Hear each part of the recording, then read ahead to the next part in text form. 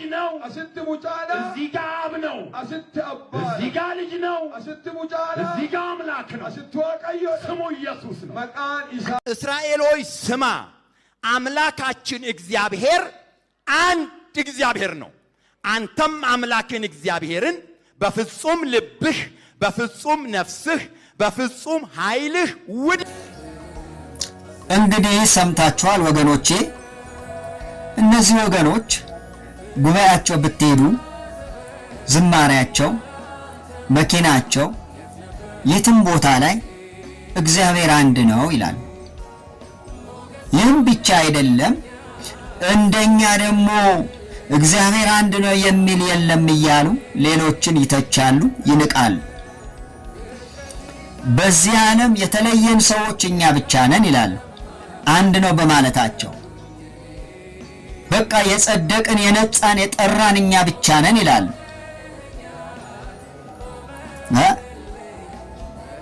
አንድ የሚባል ነገር አለ ሀገራችን ላይ ቀድሞም ባልዘፈንሽ ኋላም ባላፈርሽ ይባላል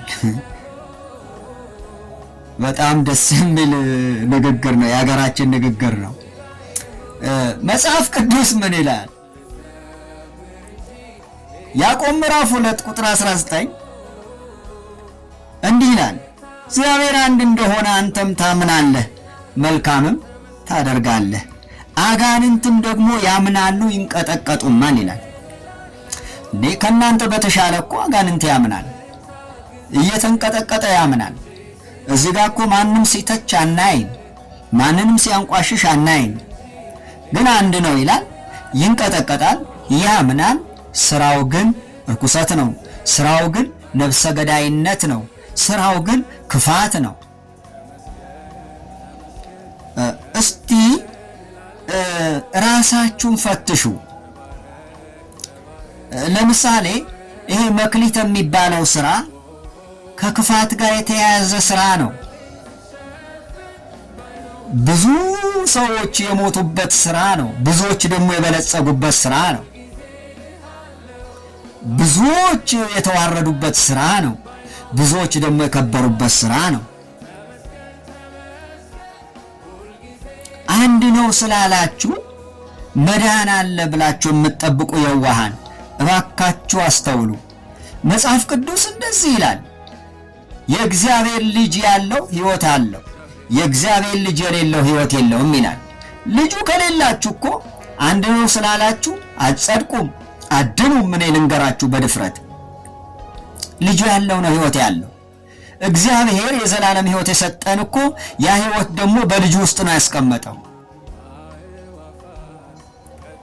ሁለተኛ ማርቆስ ምዕራፍ 5 ቁጥር 7 ላይ አንድ ነገር ልበል በታላቅ ድምጽ እየጮኸ ማን ነው ይሄ እየጮኸ ያለው ሌጌዎን ነው የልዑል እግዚአብሔር ልጅ ኢየሱስ ሆይ ካንተ ጋር ምን አለኝ እንዳታሰቃየኝ በእግዚአብሔር አምልሃለሁ አለ እዚህ ጋር ሌጌዎንም ከናንተ በተሻለ ነው የሚያውቀው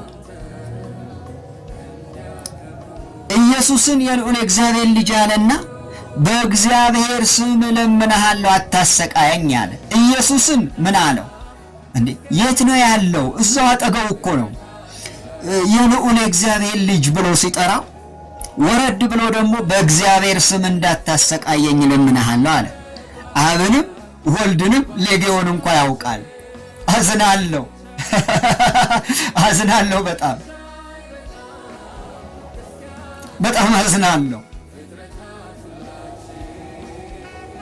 እናንተ ግን እንዴት ነው ይሄንን ቃል የምታምኑ ኢየሱስ አብም ነው ወልድም ነው መንፈስ ቅዱስም ነው ብላችሁ ነው የምታምኑት ሌጌውን ግን አይደለም ኢየሱስ ማን ነው ብላችሁ ብትጠይቁት የልዑል እግዚአብሔር ልጅ ነው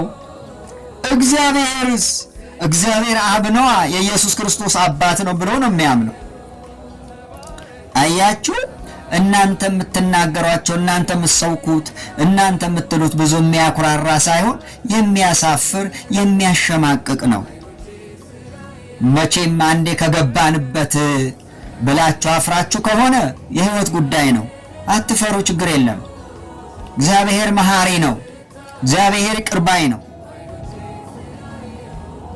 ክብር ለእግዚአብሔር ይሁን። ስለዚህ አንድ ነው ስትሉ ምን ማለታችሁ ነው? ምን ማለታችሁ ነው? ምን ማለታችሁ ነው? ንገሩና።